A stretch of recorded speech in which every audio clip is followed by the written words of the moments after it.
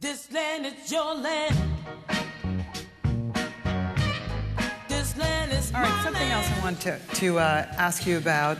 This comes off of a comment that Joan Blades made on the panel this morning, where she referenced very briefly, she actually was referencing some dialogues that she and I have been having over the last year about what she termed panic in the progressive movement.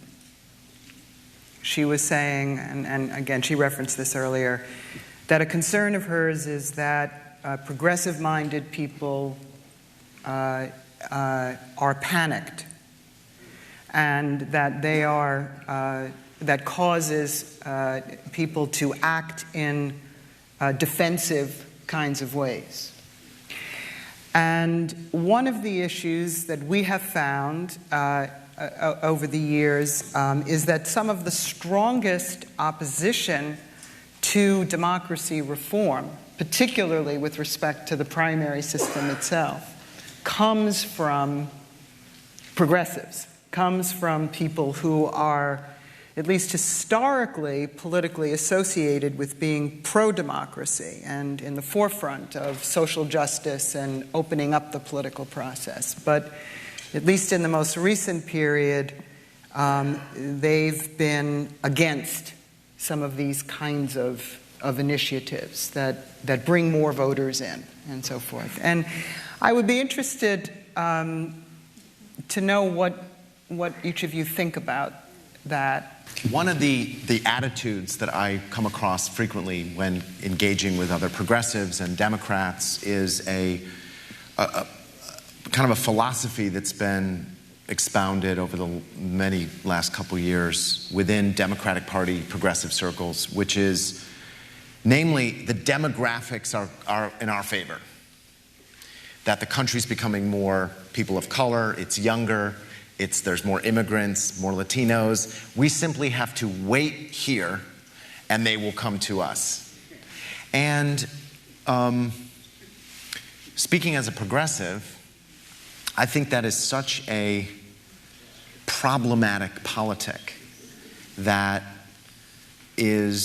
plays right into the hands of the far right wing and leaves people paralyzed and leaves them in a position, progressives, where they have to advocate against structural reforms and against changing the system. Because the underlying message of that, we just have to wait here for the country to become 2% more Latino and then we'll start winning elections, is keep the system the same. Keep it rigged because it'll work in our favor in a couple more elections. That is such a bad politic for progressives to say, we know it's rigged. They all know it's rigged.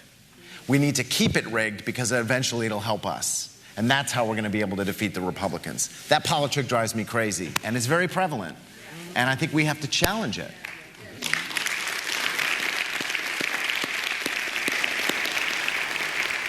Really, since the 1960s, there's been a huge cultural change in this country, but the political system is still operating as if none of that happened. So we elect the first black president with a new coalition, and then lo and behold, for the next 8 years, it's politics as usual.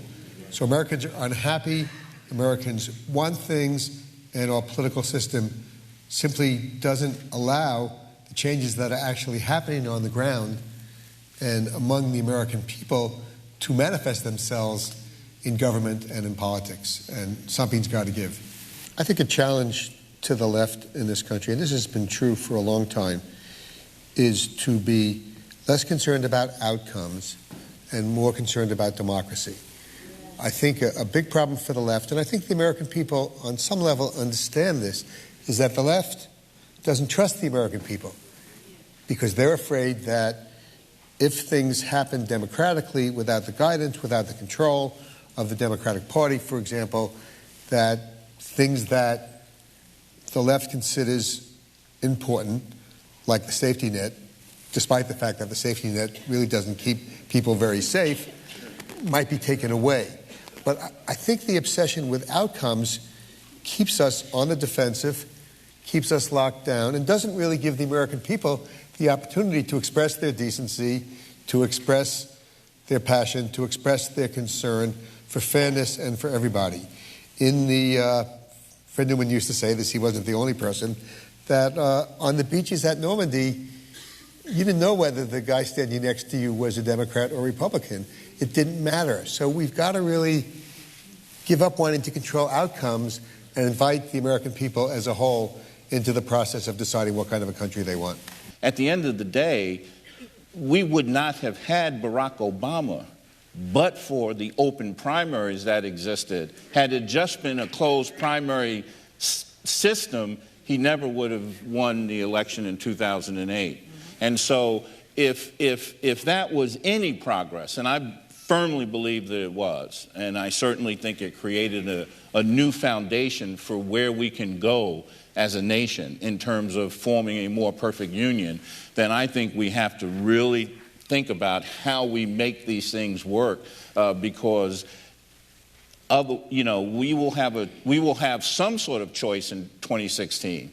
Americans will be electing a new president, and I think we have to make sure that all of the voices that are eligible, that can participate, have the most possibility of having a voice. And that means having a voice in the choices that end up as the choice for the American people. Yeah.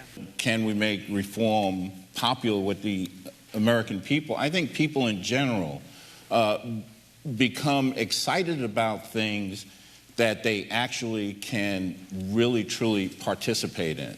And so I think part of the connecting that has to go on is the connecting that has always gone on in some respects. I mean, you have groups and organizations that are, doing the legislative work around voting, or doing the creative work around building new coalitions.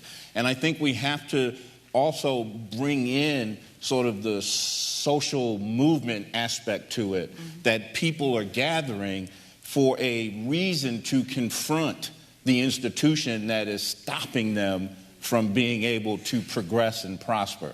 And I think, if you can imagine what it would mean somehow, if you really thought about voting really has to be a social justice right. It has to be something that you are so passionate about, and that the people are so passionate about, that the idea that they cannot participate in a meaningful way is something that they're going to go hit the barricades on, metaphorically, and then practically making it, how do you bring organizations together to make that kind of social justice movement happen, which would make everything that is happening in the courts, in the discovery rooms, in the concept rooms, all come together to bring the kind of opportunity for change that the American people need. The way that elected officials are happening, or the way they're behaving, isn't just personal quirks and characteristics. It's the incentives that flow from the current rules that we have. Of course, some people rise above that, but the general pattern of behavior is grounded in structures and rules that they're responding to the incentives within those rules and acting in certain ways that if we don't change, we're just going to keep seeing the same kind of behavior. And we're in a time of necessary change that is when we've had certain regimes and certain facts about the American people that have been evolving and changing, but we have old rules and old structures.